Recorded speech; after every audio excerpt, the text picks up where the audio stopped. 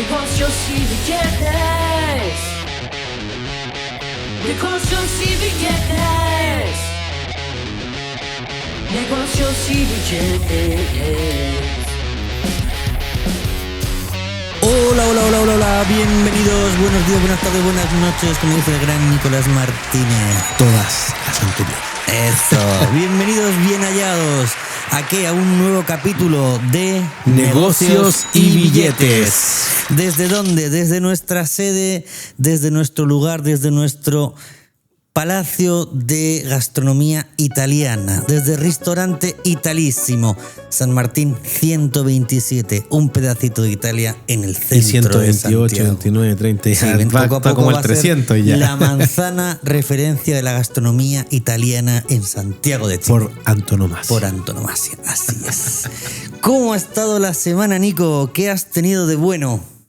Bueno, siempre hay que destacar cosas buenas, pero creo que sobre todo el tema que es contingente hoy día es porque hemos estado, no sé, el último mes y medio o 2 meses planificando esto. Así que ha estado dura la pega, pero también uno encuentra satisfacción en ciertas cosas, que aquí es cuando te llaman los amigos todos cagados. Oye, me toca pagar un cerro de plata, entonces ayúdame por favor, sálvame la vida, bla, bla, bla. Yo estoy muy contento con tu equipo. Lo sé, la Fer me lo comentó. Yo estoy feliz con la Fer. Así que harta pega, pero también haciendo para cosechar un poco de negocios y billetes. Así es. ¿Por qué estoy contento con la Fer y con el equipo de Nico? Porque como bien decíamos y adelantábamos, han sido el mes de marzo y abril. Todos los que tenemos empresas sabemos de lo que estamos hablando, ¿no? Estamos hablando de esta... Ojalá. Yo me encantaría decir que todos saben. Ah, no todos saben. Ok, pues casi Estoy todos. Estoy seguro que alguien me va a llamar el 30 como a las 7 de la noche. Habría que presentarla. Bueno, vamos a hablar de este proceso odiado y amado por pocos, odiado por muchos, ¿vale? Desconocido por algunos, que es el proceso de la operación renta. Es cierto. Yo creo que ni los contadores lo aman. No, porque ni siquiera yo que cobro. Muchas horas, yo que cobro 2 mensualidades extra, aún así no la amo. Yo soy consciente, porque lo he visto con tu equipo, que le metéis muchas horas, sí. Os estructuráis, que si los sábados, que si entre semana más tarde, la verdad que es harto trabajo. Pero el día de hoy vamos a hablar un poquito de esto, vamos a hablar de cómo son estos tips, qué tips podemos dar para que la gente no sufra cuando tiene que presentar la renta, o que sufra menos, o que sepa por qué va a sufrir, que pueda prepararse, que ya por diciembre ya vaya viendo un poquito qué es lo que va a tener que hacer, si va a pagar, si le van a devolver, qué tiene que hacer a mitad de año si tiene un gran negocio, cómo tiene que ir generando un poquito, ¿no? Y vamos a hablar hoy, yo quiero adoptar hoy el papel de que no sé nada de la renta. ¿Por qué? Porque así también espero que los oyentes puedan encontrarse identificados con alguna de estas preguntas, porque hoy vamos a dejar claro que hoy va a ser un bandejeo continuo de preguntas a Nico, que es aquí el que sabe realmente de la renta. O sea, yo del periodo de renta solo sé que en marzo mando un WhatsApp al grupo de Sur Consulting y digo, Nico, por fin, ¿con quién lo veo? Este año con la Fer. Dale, Fer, esto, toma J Mentoring, toma lo mío personal, chao. Hasta ahí. Al final la Fer me dice ya, Jorge, de aquí cobras pagas, de aquí cobras pagas. Vale, no sé más del proceso de la renta, tengo que reconocerlo, ¿vale? No me meto más allá. Pero, como tú. Pero sí es cierto que hay mucha gente que, lo que decimos, ¿no? Que el día 20 se acuerda que tiene que hacer la renta, o el día 1 no sabe qué hacer, no sabe dónde ir, ¿vale? Va y le da a esta página que dice Operación Renta por 50 lucas, que es como, Dios, vas a darle seguir. El impuesto nunca te iba a tocar tu puerta porque vas a pagar impuestos por 3, ¿vale? Pero tú... Un saludo al Fabi. Pero tú has hecho la renta, te ha costado nada porque la has hecho tú, y el fisco está feliz porque la has pagado, como decimos, impuesto por 3. O sea, y además, ojalá que no salga observada contra la propuesta. Uno diría, pero si la propuso el servicio. Puede pasar. La capacidad de sorprenderte del servicio de impuesto interno siempre es más de la creatividad de nuestro lado. Puede pasar. Entonces, de todo eso vamos a conversar el día de hoy. Yo creo que antes de, porque es un tema que hasta en las últimas semanas hemos comentado también en el EBRE, ¿qué es esto de los regímenes tributarios, del 14A, del 14B, del 13 bis, ¿qué es todo esto? ¿Qué es lo que tengo? Nada de eso es un régimen tributario hoy día, pero eso no súper bien. Los epígrafes, los epígrafes. 14D y 14A. Pero existieron los que tú decías hace muchos años, hace una década, pero está bien. Bueno, llevo 3 años en Chile, ¿ves? Esto para cuando dicen mis mentores que no les hacía caso, algo me quedó. ¿Vale? Entonces es eso, ¿no? Porque partamos también que la idea de hoy es un poco a estas empresas que van a empezar su año tributario en el 2024 y van a tener que presentar en el 2025 cómo no cometer según qué errores, ¿no? Cómo saber cuál es mejor, qué tipo de sociedad. Ya lo vimos en capítulos anteriores con el gran Nico García, de qué sociedad te interesa más para unas cosas o para otras.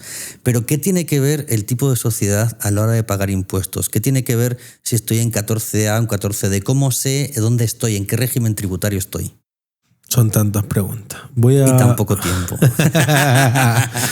Voy a partir en mi espíritu de profesor por lo primero. Renta. ¿Qué es renta? Renta es el concepto tributario de utilidad, ¿ya? Que en otros casos podrían ser cuando uno dice voy a cobrar la renta de un departamento, es el ingreso. En el concepto de las empresas es la utilidad.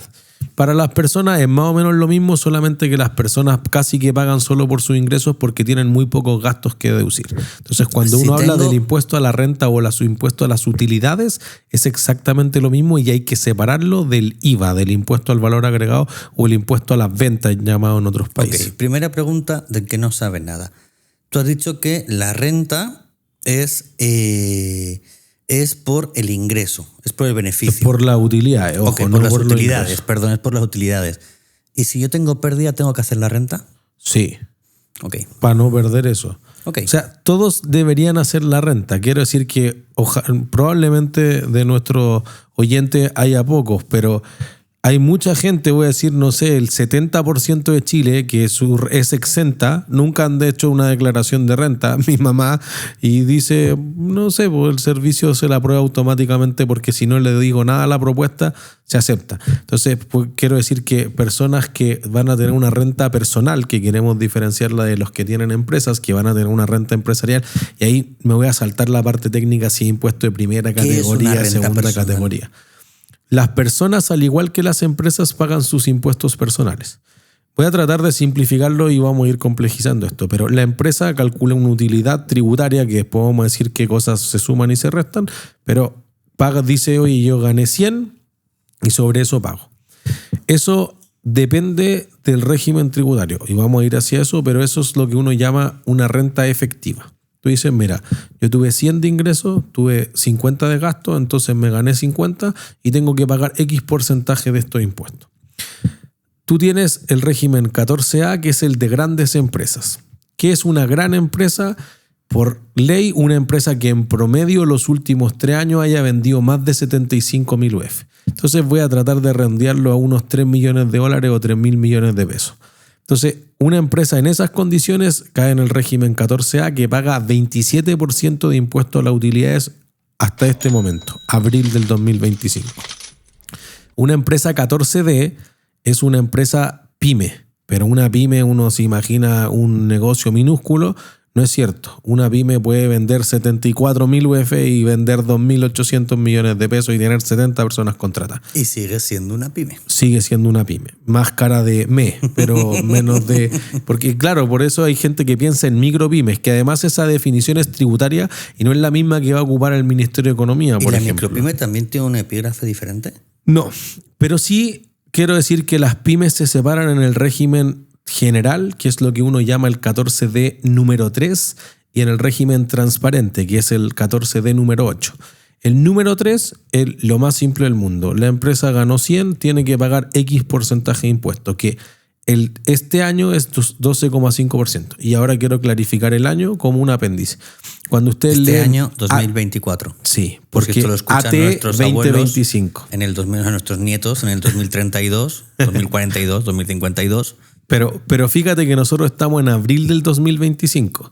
Por ende, el año comercial 2024 es el año tributario 2025. Por eso se pone AT 2025, significa año tributario, o en inglés FY, Fiscal Year 2025 o 2025. Creo que bien hablas inglés. Gracias. Gracias a Just For You y a Gaby Corner de English Priority. Entonces, se separa porque lo que se tributa este año es lo que se ganó en el año anterior.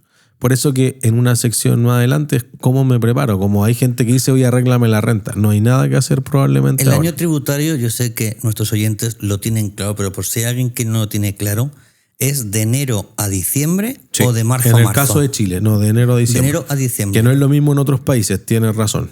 En Japón no es así. En Estados Unidos tú podrías escoger el trimestre que se te ocurra y así sucesivamente. Así que es una buena pregunta. Entonces, los que tienen 14D, que es el régimen ProPyme número 3, dice, oye, yo gané 100, es el 12,5% de este año comercial 2024, tributario 2025. Siendo totalmente cierto, y lo que más actualizado que hay en este momento es que debiese subir a 25%. La tasa para las pymes y 27% para las grandes empresas. Pero las pymes en realidad, dado que se aprobó la reforma de pensiones hace muy poco, en enero, ya Hacienda dijo que podrían rebajar permanentemente la tasa de las pymes al 12,5% y dejarla así, que es lo que ocurre en la experiencia de los mejores países. Canadá, por ejemplo, Irlanda, que bajó la tasa de impuestos y aumentó la recaudación fiscal significativamente, o Estonia, por ejemplo. Y todos me dicen, pero Estonia, ¿dónde sacas? Bueno, es que mi amigo, presidente y ex socio, presidente de la Comisión Tributaria del Colegio de Contadores, Juan Pizarro, ha investigado mucho eso, y esos son los países que tienen el mayor incentivo a la inversión y la mayor recaudación, como que es eficiente, porque en general los impuestos no son progresivos, son regresivos en la mayor parte del mundo. Entonces, esas empresas pagan 12,5% y es probable que vayan a pagar. Esto está en trámite, ya pasó la de diputados, está en senadores, pero de momento debería subir a 25 y probablemente baje a 12,5. Las empresas del régimen ProPyme, pero que es transparente, que es el número 8, la empresa no paga ningún impuesto. Todo lo que haya ganado la empresa se le atribuye a la persona detrás de eso. Y entonces ahí hay una diferencia crucial, porque en el fondo tú dices, mira, si una persona es exenta, y aquí vamos a ir a que el global complementario, que es el impuesto a las personas, es por tramos. Voy a tratar de simplificarlo, pero los 10 primeros millones que la persona gana al año tributan 0%. Entonces, si te descontaron algo por cualquier razón, una boleta de honorario, si es tu sueldo no te van a descontar nada si ganas 800 lucas. Eso te iba a decir, ¿esos 10 millones es por remuneración o es por boleta de honorarios? Por cualquier cosa. O sea, ¿remuneración más boleta de honorarios? Más arriendos, más intereses, o sea, todo lo más que tú dieta en directorio. Todo lo que tú percibes como persona, ya sea remuneración, ya sea ingreso por arriendo declarado, claro, ya sea ganancia por boleta, en inversiones, ya sea por todo lo que pueda ser un ingreso. Hasta 10 millones está exento. 10 millones al año. Al año. Son poco más de 800 lucas mensuales. Claro, por eso si alguien gana menos de 800 lucas, en su liquidación no le aparece impuesto único, que es lo que te rebajan mensualmente.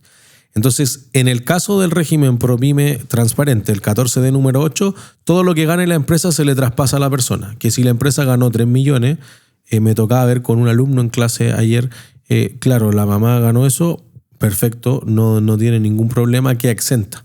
Ahora, si la persona gana, tenemos algunos clientes que ganan 200 millones, es un desastre, porque el impuesto es cero si es de 0 a 10 millones. De 10 millones estoy simplificando los números, pero a 20 millones el 4%. De 20 a 40 el 8%. Y esto empieza a crecer progresivamente hasta llegar al tope por encima de 220 millones, que es el 40%. Entonces, en esos casos es mucho más conveniente que la empresa pague el 2,5% o incluso el 27%, que si alguien gana 1.000 millones que termina pagando algo bien cercano al 40%. ¿Se entiende? Entonces, ya clarificamos qué es la renta y qué regímenes existen. Simplifica tus finanzas corporativas con Sur Consulting, los especialistas en asesoría financiera. www.surconsulting.cl. ¿Por qué la gente cuando tiene que pagar en la renta se enoja? Porque no pagaron en todo el año. Porque si tú no hay mejor pagas en la explicación. renta, quiere decir que has tenido beneficio.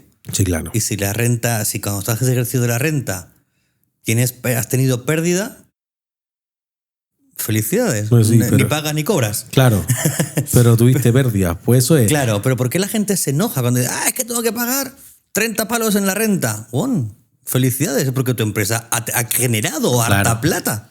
Claro, es que es porque nunca lo previeron, por eso que hay un ítem que uno hace en el formulario 29 de los impuestos mensuales que son los pagos provisionales mensuales, el los PPM. PPM, porque impuesto interno, a pesar de que nadie lo quiere tanto, pero y yo no tengo la mejor estima de ahí, pero en el fondo no sabe que si alguien llega al final del año no va a poder pagarte 30 palos de golpe, entonces dicen, oye, bueno, vaya anticipándomelo mensualmente. Pero igual si tienes que pagar 30 palos de golpe y no tienes la plata, igual Impuestos Internos te dice, ok, hagamos un calendario de pagos, No.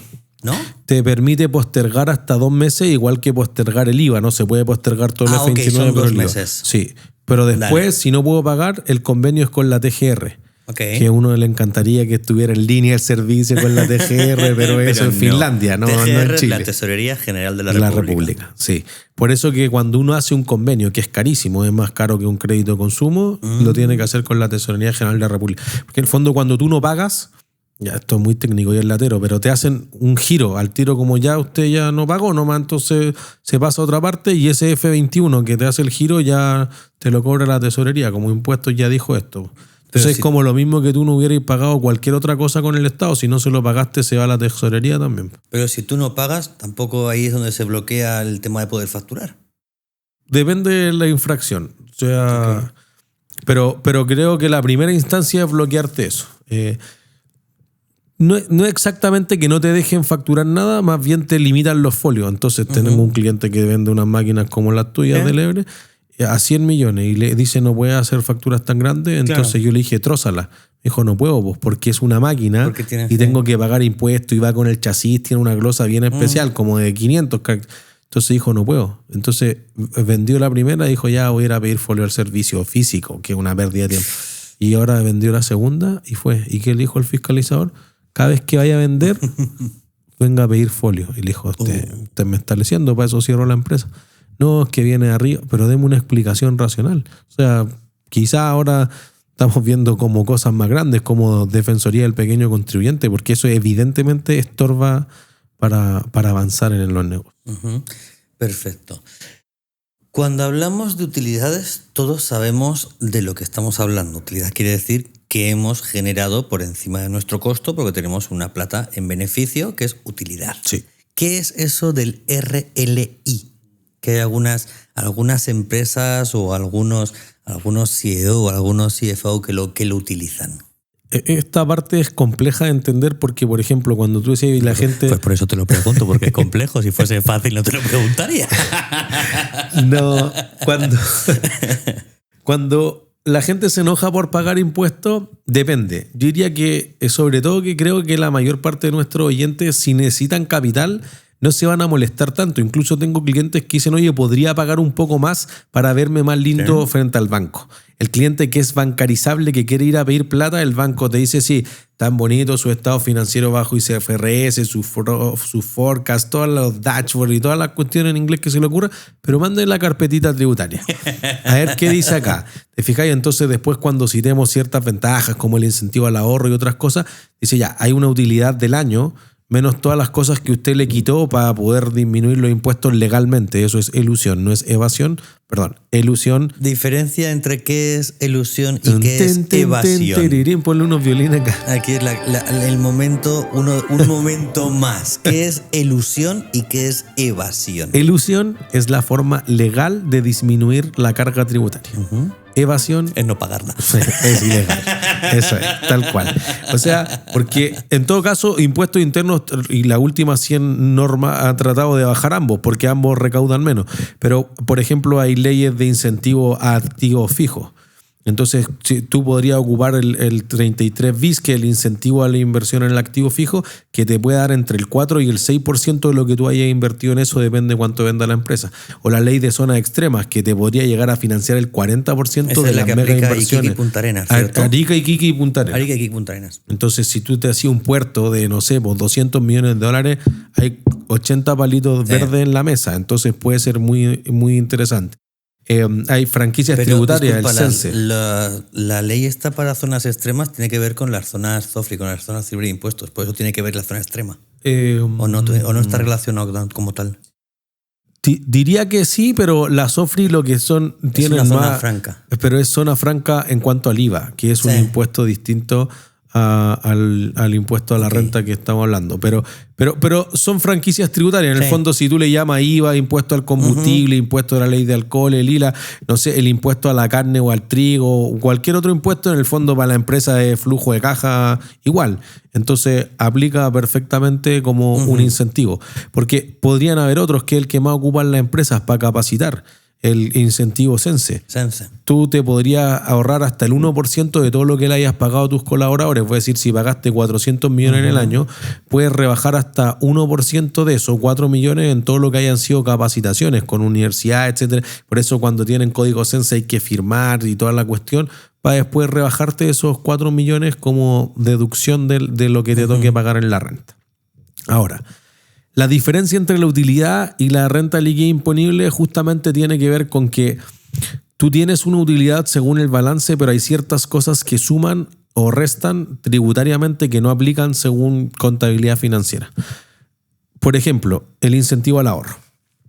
Las empresas pueden hacer un uso del incentivo al ahorro, lo que uno llama el 14E, que es máximo en la mitad de la utilidad que tú hayas reportado o la renta líquida imponible, eso significa RLI, tú vas a tener el incentivo al ahorro con un tope de 5.000 UF.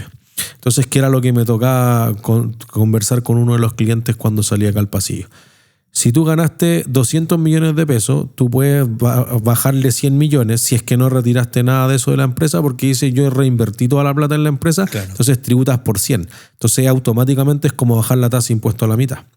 Ahora, si tú ganaste 500, que era lo que le pasó a este cliente, no podéis rebajar 250 porque eso supera las 5.000 UF, que al día de hoy o al 31 de diciembre del año pasado eran 192 millones. Ese es tu límite, pero te rebaja el cuánto voy a pagar de impuestos. Ahí hay un incentivo.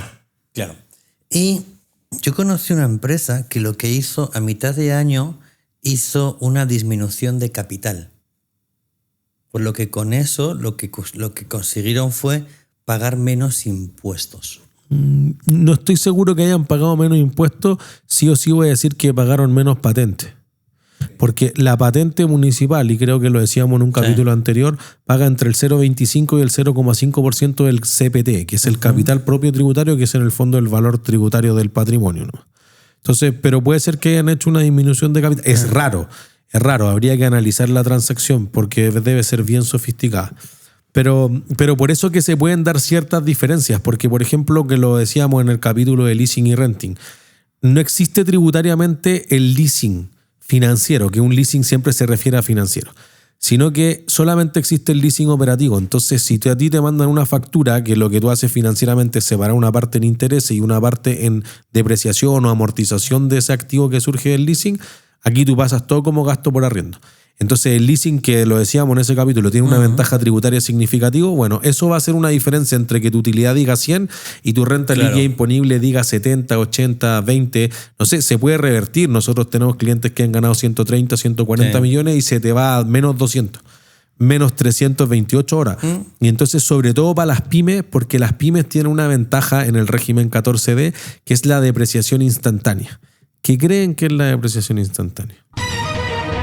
Hostia, esto me lo explicaron los contadores hace años. Es llevar todo lo que dice impuestos internos que tú tienes el valor del activo en 10 años, castigarlo todo a una única fecha. Tal cual. O sea, yo compro un camión y lo tiro todo a gasto. Y lo tiras todo a pesar de que te dure más.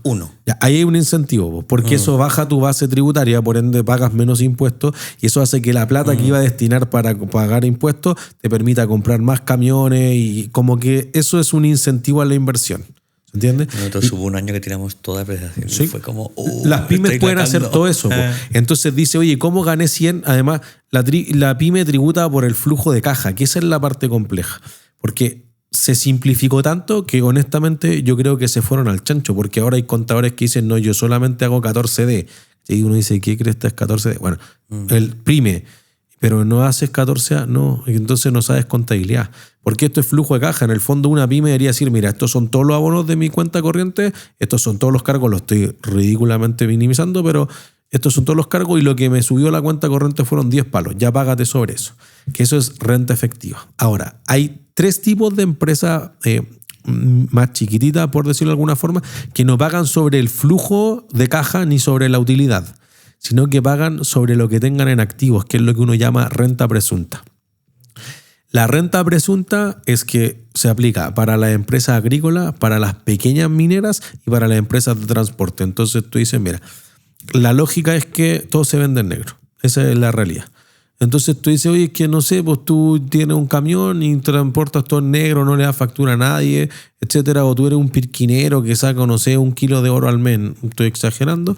Entonces, o agrícola, pues la gente te va a comprar a granel a tu huerto. Chao, no tengo. Entonces, usted tiene un terreno que vale fiscalmente 200 millones, págueme X cantidad sobre esto. Entonces, transporte, por ejemplo, paga el 10% sobre el 25%, o sea, paga el 25% sobre el 10% del valor de avalúo fiscal. Terreno vale 100, usted tiene una utilidad de 10.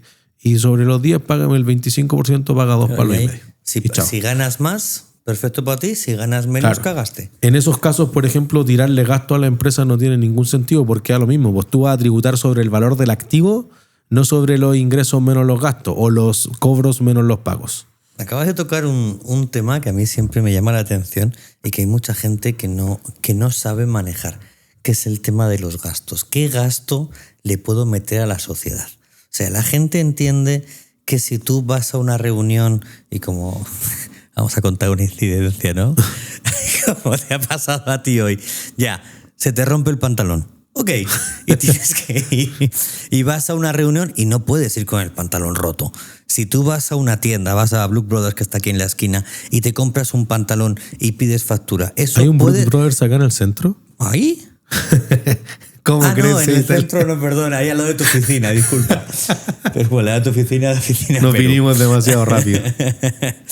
Si tú te compras un pantalón en Blue Brothers y tú pides una factura, ¿puedes meterlo como gasto o es un gasto rechazado? Probablemente sea un gasto rechazado. ¿Por qué? Es ropa corporativa. Sí, no. O sea, la ropa corporativa sí o sí pasa, pero quiero decir que la ley, a pesar de que se actualiza, por ejemplo, la modernización tributaria que ocurrió en febrero del 2020, hizo todos estos ajustes que nosotros dijimos y agrandó el concepto de gasto. Gasto antes era que sea del giro, etcétera, pero tú dices, yo soy una sociedad de inversión, ¿cuál es tu giro? Todo. Yo podría hacer todo. Claro. Ya, pues entonces, antes que la idea del giro, etcétera, no. Dijo, mira, gasto es algo que sea necesario para producir la renta. Ya dijimos que la renta es los ingresos. Entonces tú dices, oye, para ir a la reunión necesito ponerme pantalones. Sí, tiene claro. sentido. Por eso quiero decir que depende. Claro, y ahí viene la fiscalización. No todo el armario va a pasar. Es que, pero por eso si alguien tú te podría tienes decir, que oye, comprar un traje, pero- va a pasar como ropa. O sea, pero- tú puedes pasar un X como gasto de ropa corporativa. pero fíjate que los grandes de Chile juegan golf o van a las carreras. Entonces tú dices, oye, necesito un Porsche para hacer negocio. No, eso ya no. No sé, pues, depende. Si es el Porsche Pickup, sí. Bueno, es que por eso quiero ¿Y si decir lo que... tienes por renta inoperativo también? ¿Pasa Bueno, como gasto no rechazado? Ya, por eso depende. Pero por eso que el concepto ahora es, primero, si lo puedes justificar, no es como si entra en la ley, depende mucho de que tú expliques la situación de negocio. Pero además por eso las leyes no se actualizan lo suficiente, porque cuando los clientes nos llaman y nos preguntan, oye, voy a comprar un Volvo o voy a comprar una moto Ducati y la voy a meter al balance, y Porsche también hemos tenido dentro del balance, uno dice, oye, ¿qué es lo que permite la ley? Un station wagon. Oye, yo tengo un caso que tú y yo lo conocemos, no voy a decir quién, ¿vale? Pero tú y yo lo conocemos, que lo observaron porque no tiene... O sea, él tiene oficina, pero trabaja 100% online y le objetaron, es una consultora, y le objetaron la compra de una RAM, de una F250. Se la objetaron porque le dijeron como, pero esto no es un vehículo, o sea, usted no tiene giro como para tener una pick-up. Y al final consiguió darle la vuelta y que se lo aceptaran como gasto y no se lo rechazaron. Claro, es que por eso, pero ahí depende mucho la explicación y ahí creo que te queda mucho a la interpretación. Sí. ¿Cómo puedo justificar bien esto con el fiscalizador de ese momento? Porque ni al Porsche, ni a la Ducati, ni al Volvo le ha llegado una fiscalización. Espero que después de este podcast tampoco. Pero eventualmente tú dices, oye, un station wagon, una cosa súper etérea. Todos me decían, oye, es que eso es como un SUV, como un SUV hoy en día. Sí, probablemente o no. No estamos seguros de que eso sea así. Entonces, en realidad tú dices, como en qué punto está, depende. Por ejemplo, ahora, lo más reciente, ahora enero, febrero, los supermercados y los restaurantes ya no le pueden dar factura a cualquier empresa. Entonces nosotros estábamos... Coño, esa no me la sabía. Recientemente. Entonces estábamos en un restaurante, el Bar El Golf, y un ejecutivo le pedía en la mesa de al lado, tráigame la factura. Señores, que no le puedo dar factura.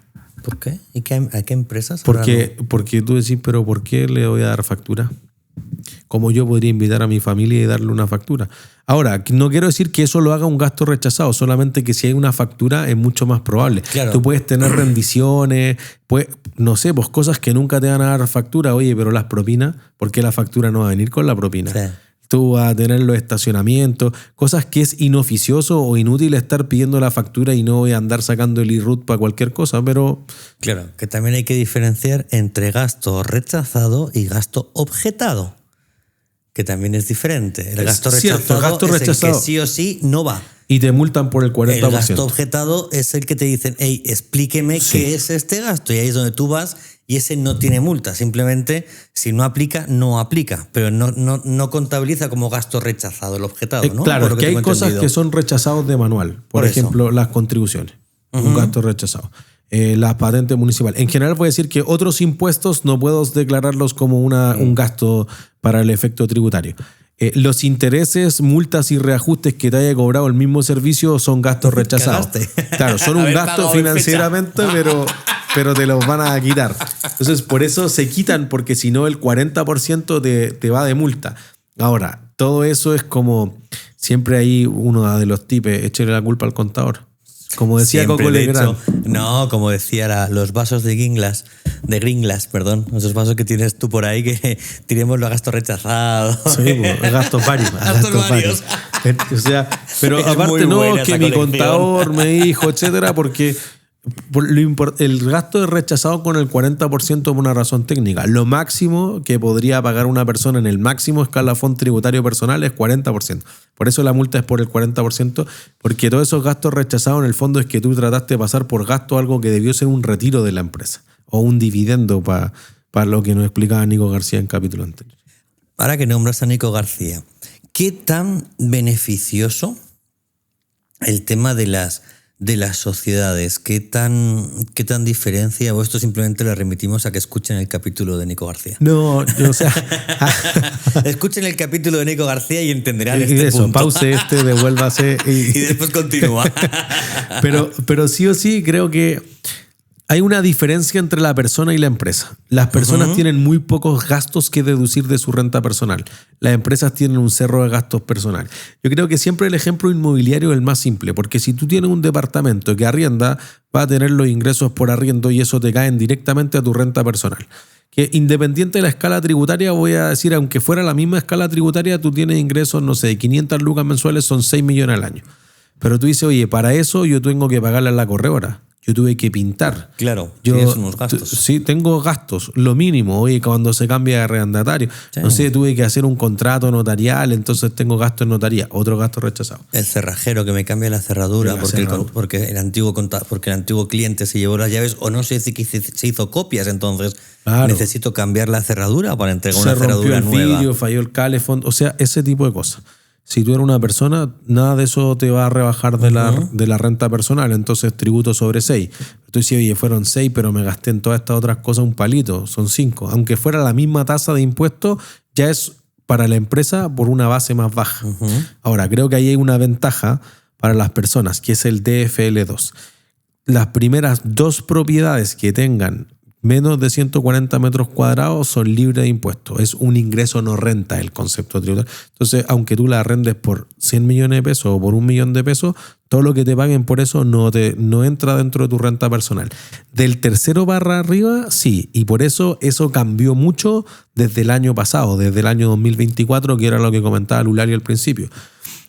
Hasta el año pasado siempre ha estado la obligación de hacer una declaración jurada. Quiero decir que el proceso de renta se separa en marzo, se hacen las declaraciones juradas que alimenta todo lo que es el formulario 22, los registros empresariales y la parte de abril, que es como la declaración pura y dura de renta.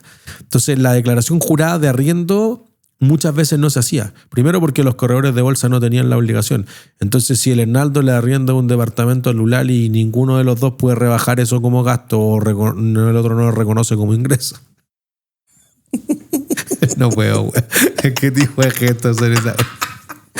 Vamos, menos mal que no venís solo nos escuchan. Esto nunca va a ser, ¿cómo se llamaba con video? Videocast. Video podcast. Video podcast. Esto nunca se va a poder ¿Qué pasa si mentir. Lulari le arrienda a Hernaldo? Nunca se declaraba, po. Y desde el año pasado se empezaron a declarar. Sí. Uh-huh. Entonces, no sé, pues no me pasaba un caso insigne con un amigo que me decía, mira, yo tengo 8 guetos verticales, lo arriendo en 300 lucas cada uno, entonces mensualmente me da 2 palos 4, 2,5, al año son 30 palos. Pero yo pago de dividendo hipotecario 2 palos 8, o sea, salgo 300 lucas para atrás mensualmente, pero esto es para mi jubilación en 20 años más. Por el servicio le dijo, mire, usted tiene 8 departamentos, más bien esta casa, etcétera, ya, tiene que tributar por los 8. Los 2 primeros venían de FL2, pero el Juan vivía en una casa. Entonces, aquí tiene 30 palos. Ah, ya, está bien, pero yo pago intereses. De las cosas que pueden rebajar las personas de su renta es, por ejemplo, en las boletas de honorario, el 30% de las boletas de honorario con un tope, pero se supone que son gastos presuntos. Así que si tú ganaste un palo por un sueldo, tributas por 1. Si ganaste un palo en una boleta de honorario, tributas por 700.000 pesos. Lo segundo es los gastos educacionales.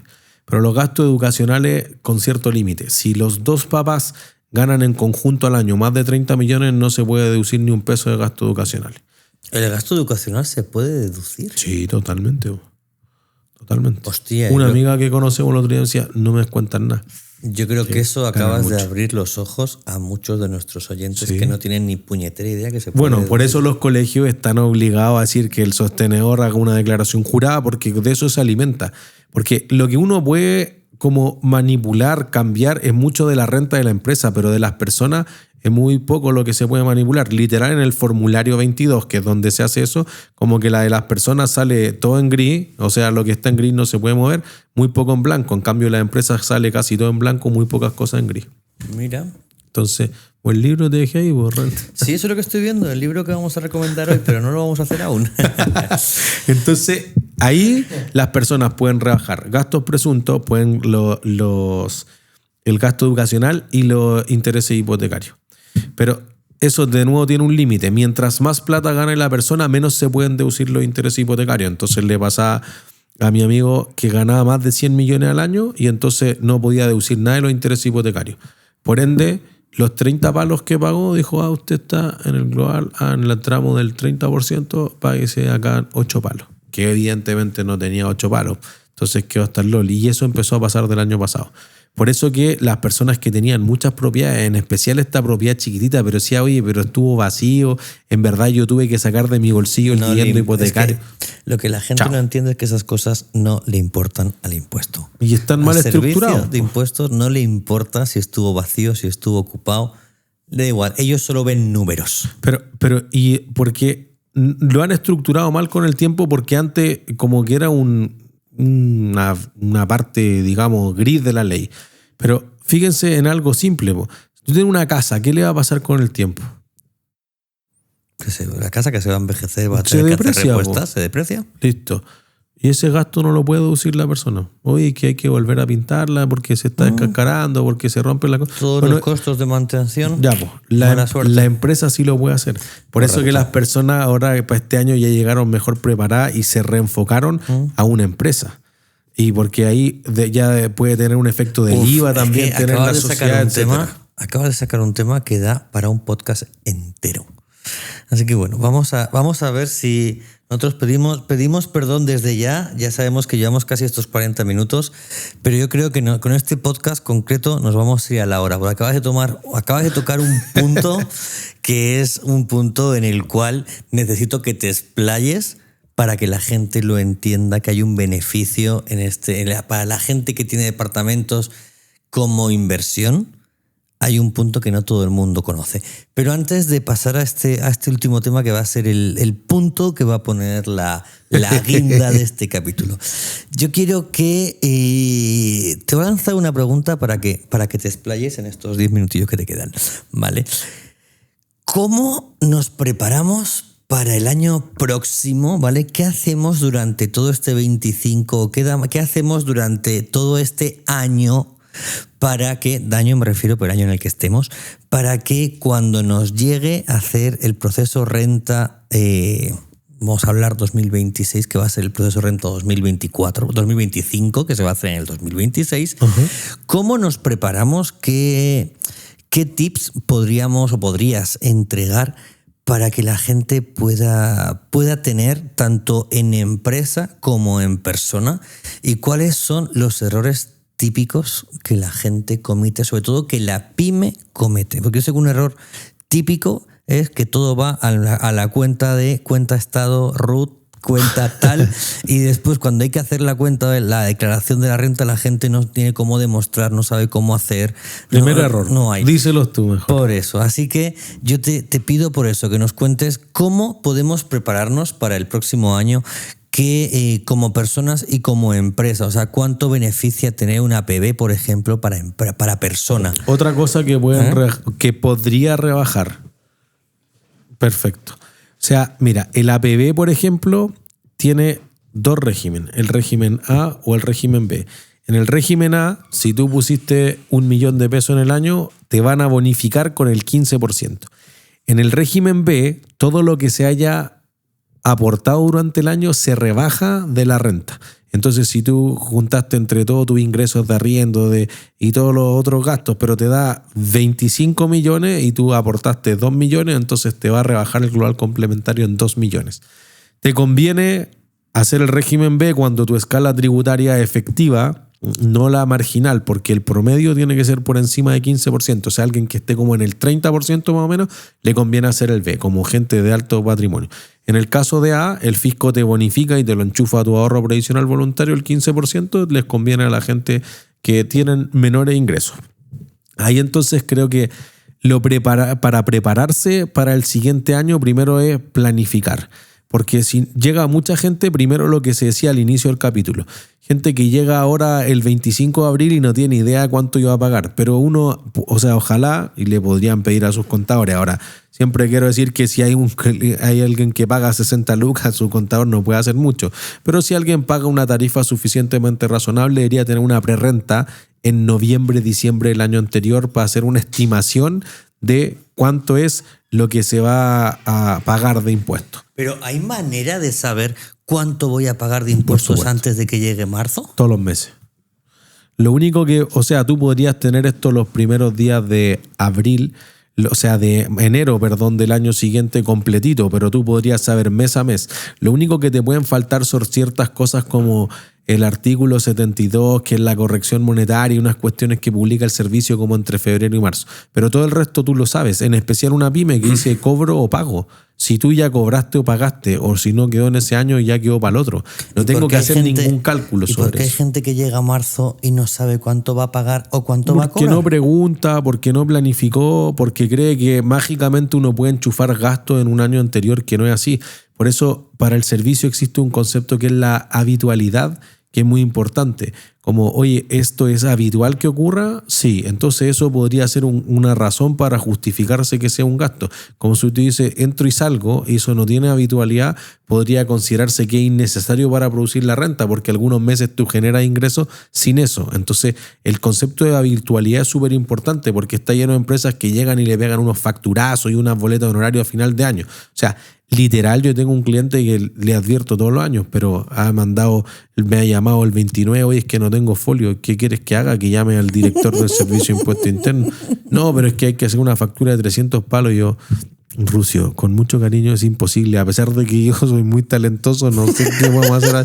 Empieza a apretar hasta que el sistema le dio un folio.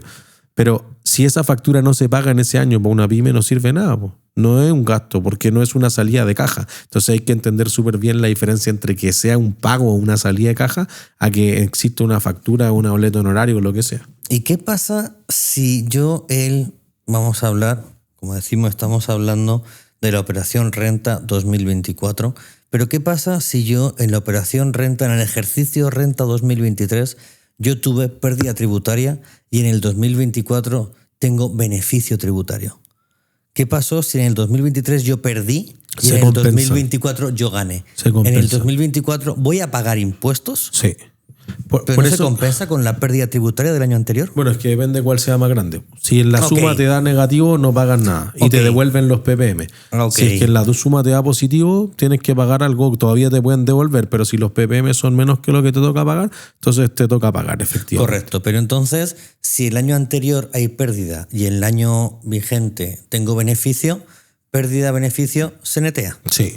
Ok, no sea, el beneficio tributario por la pérdida no se pierde. ¿Y no se pierde, si se acumula históricamente, a menos que llegue por alguna razón a estar no sustentado. Nosotros con uno de nuestros clientes fundadores tuvo 800 millones de pérdidas y nosotros le dijimos eso no está sustentado, tú no tienes los registros empresariales, tú no tienes el libro diario, el libro mayor que pueda demostrar los pagos. ¿A qué te refieres con la gente que no sabe lo que es el libro mayor, el libro menor, el libro de venta? ¿Qué es sustentar esta pérdida?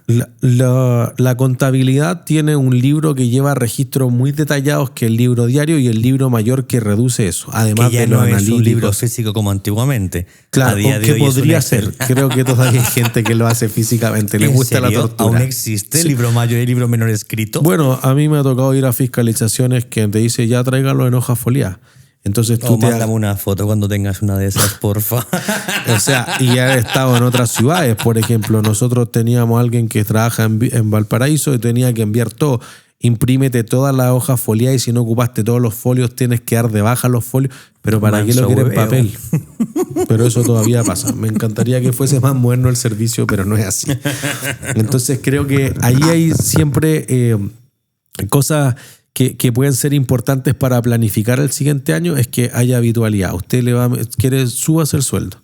Eso le va a implicar más o menos el mismo pago de impuestos, pero va a estar mensualizado. No le va a tocar de golpe 10, 12, 13 palos. No meta cosas que en verdad están al límite o asesórese bien para ver que usted tenga la justificación desde el origen. No le llegue la fiscalización y después se pone a inventar porque no le va a dar el tiempo. Creo que no solamente planificar eso complementa bien con cuáles son los errores más comunes, porque en general o no lo tomaron con suficiente tiempo o hicieron las declaraciones juradas mal. Nos tocó en algún momento en que no hacen las declaraciones juradas. Entonces eso hace una diferencia, porque si tú la haces pero mal, rectificarla es simple. Si tú no la haces, es un desastre. Mira, una cosa que me enseñó la FER, parte del equipo de Sur Consulting, por eso explico quién es la FER, que es que aunque tú un mes no tengas movimiento, no emitas facturas, tienes que informarlo. Tienes que cerrar el mes aunque no tenga movimiento. Tal cual. Y eso me lo enseñó la FER otro día, no sabía que hacía falta. Yo pensaba, decía, si no hay movimiento no hace falta informar, ¿para qué? Si no pasó nada. Bueno, eso es lo que piensan todos. Es un error típico. Y a nosotros nos ha pasado, oye, tiene 30 meses sin movimiento, sin informar, ya multa de 17 lucas por cada uno, ya de 500 luquitas al tiro, claro. De una. Entonces, otras veces, y creo que ahí es suerte, a veces nos pasa y dice, bueno, como usted debía cero, la multa sobre cero es cero, y pasa, pero que es una cosa muy aleatoria. Entonces, de hecho, uno nunca termina de aprender, pero ¿qué día creen que se paga el F29 del mes? ¿Antes del 20? Ya, hasta el 20 límite. Eso solo si tienes facturación electrónica. Ya empezamos con el depende de. Sí, es que casi todos tienen facturación electrónica. El depende. No, pero es que antes cuando eran facturas físicas, cuando las panaderías desaparecían todas las boletas antes de fin de mes y ese tipo de cosas, era hasta el 12. Atroz. Hasta el 12. Pero fíjense que esto nos puso recién con una fundación que nunca ha facturado porque recibe ingresos por un contrato. Nos puso en un problema y nos dimos cuenta muy tarde porque, no sé, pues le tocaba pagar 25 lucas, 30 lucas, pero decía, ya pagó 25.900, pagó 30.700. ¿Y por qué te cobran esta multa? No sé, ya, no, es que el pago te llegó tarde. Pero no era cierto, po. Y lo que ocurrió realmente es que como ellos nunca han facturado, no se inscribieron como facturador electrónico, que no se hace con el de la empresa, se hace con el del representante legal que tiene que entrar con el certificado, una cosa latera. Entonces, como nunca estuve inscrito como facturador, nosotros le enviamos el IVA el 15, el IVA se refiere al F29, el 15 y igual ya estaba tarde, pues era hasta el 12. Claro. Y lo descubrimos ahora que dijimos, oye, por aquí te faltan 300 pesos acá, 800 pesos acá, como era una cosa minúscula. Ahora, el sin movimiento no es hasta el 20, se puede declarar hasta más tarde. Hasta el 28. Y eso yo lo aprendí el año pasado. Yo le aviso a la FER el día 1, le aviso, ¿se ha habido o no ha habido movimiento? Claro. Bueno, es que por eso puede ser, hay gente que dice, oye, el 3 del mes yo puedo tener esto, pero tenemos clientes que le enchufan facturas de compra retroactivamente y eso solo te deja por sistema. Porque Claro. si tú ocupas el facturador del servicio, tiene 8 días hábiles y ya está, que es lo mismo Sí. para aceptar y rechazar. Pero si tú ocupas cualquier facturador de mercado, el facturador de mercado le puedo decir, el 25 de abril métale una factura al 31 de marzo y te deja la embarrada, pues, porque tú ya pudiste haber hecho esto y cuando se cruce el sistema del libro de compra y ventas con lo que tú declaraste, te queda la embarrada. No, sí, es todo un tema. Yo creo que hoy vamos a, o sea, voy a proponer un libro, ¿vale? Que además lo has traído aquí encima de la mesa, que son 176 páginas lateras, podría decir. Pero ese es el del año pasado, Que porque están...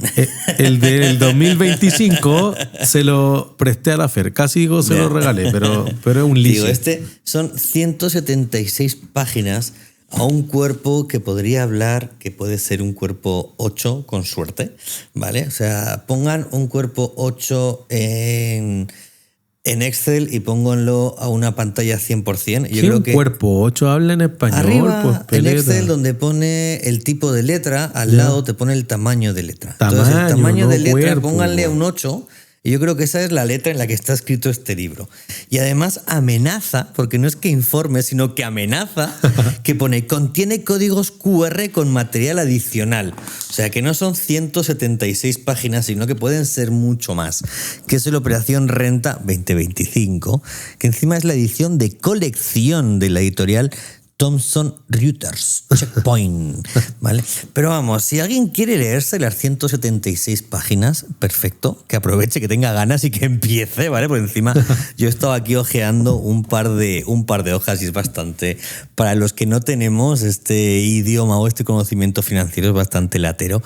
Pero yo creo que aquí, más que la recomendación de leerse un libro, yo creo que con este capítulo es una recomendación de contrata un buen asesor financiero, un buen asesor tributario. Y no estamos hablando de contratar Surconsulting. Hay muchos asesores tributarios Más barato. que pueden ser más baratos, hacia ahí Sí. va. ¿Vale? Si usted no le da para contratar a Sur Consulting, Vale. llega hasta aquí en que este pueden podcast. ser, ¿no? que pueden ser más baratos o pueden estar especializados más en la pyme o tener, no vamos a hablar de más baratos o más caros, vamos a hablar de tener un ticket más acorde a un rubro, más acorde a un tipo de empresa, ¿vale?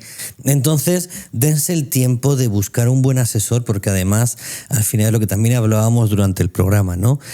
Cuando tú vas a pedir a un banco un factoring, un leasing o algún tipo, un leasing más que un factoring, aunque para el factoring también te investigan, Sí. es necesario que tengas una credibilidad crediticia, es necesario que tengas una estrategia financiera para poder trabajar. No vamos a hablar de cocinar, vamos a hablar de trabajar unos estados financieros que te permitan optar a mayor crédito. Y eso lo hemos visto tú y yo ahora con un cliente común, ¿vale? Que el propio banco le ha dicho, ok, pero si quieres seguir creciendo necesitas una estrategia financiera. Sí. Porque tal como estás ahora, este es tu tope. Es que Es necesaria. creo que ese es el último error para una pyme que quiera dar el salto. Dice, ¿por qué? Primero, libérame de un cerro de horas de algo que yo no tengo la expertise y dame métricas para mejorar el negocio, que era lo que nos pasaba con nuestra querida Ale antes de irnos a grabar.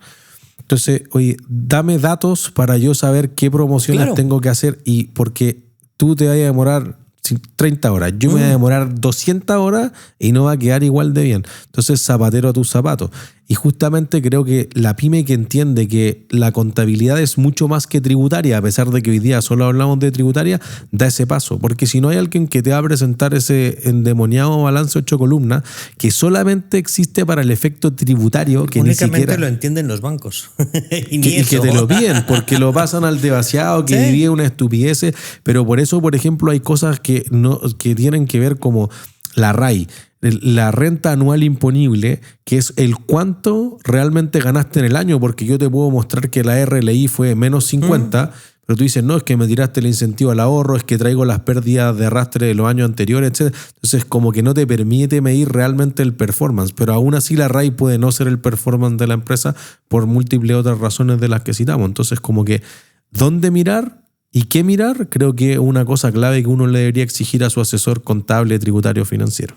Es necesario. Por eso yo quiero recalcar que hoy que la recomendación literaria de hoy no es tanto un libro, y como decimos, o sea, creo que el libro por antonomasia. Por antonomasia. Por antonomasia del día de hoy es el Operación Renta actualizado al año.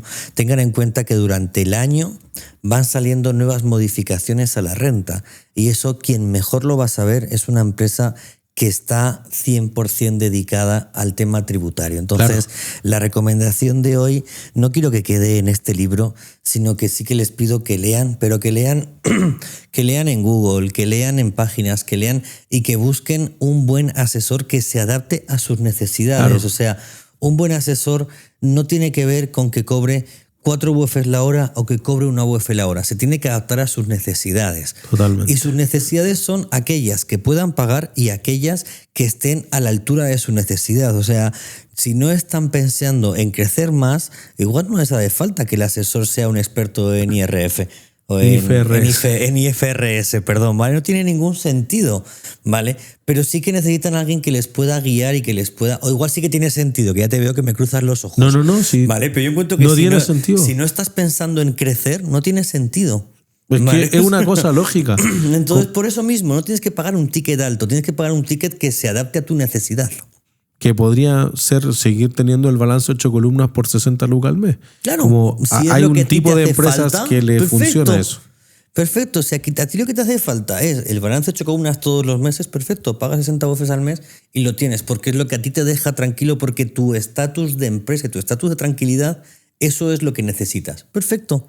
Pero por eso digo, ¿no? Que más que leer el libro de Operación Renta, que está bien que tengan conocimientos para que no le metan el guiñiñé en el ojo, ¿vale? Pero hay que saber un poquito cuál es la necesidad, ¿vale? Que tiene cada uno para saber a qué tipo de asesor puede optar o puede apuntar. Y hablando de necesidad, tú no lo sé, pero yo tengo hambre. Sí, no.